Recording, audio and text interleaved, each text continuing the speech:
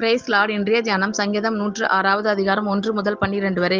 அல்லேலூயா. கர்த்தரை துதியுங்கள், அவர் நல்லவர், அவர் கிருபை என்றும் உள்ளது. கர்த்தருடைய வல்லமையான செய்கைகளை சொல்லி அவருடைய துதியை எல்லாம் பிரஸ்தாபப்படுத்தத்தக்கவன் யார்? நியாயத்தை கை கொள்ளுகிறவர்களும் எக்காலத்திலும் நீதியை செய்கிறவர்களும் பாக்கியவான்கள்.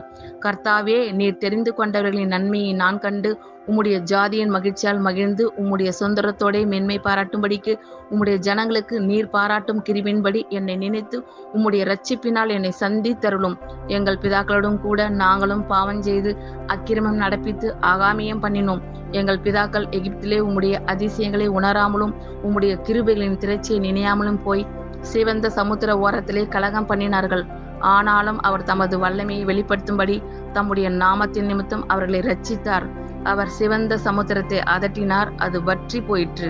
வெட்டாந்தரையில் நடக்கிறது போல அவர்களை ஆழங்களில் நடந்து போக பண்ணினார்.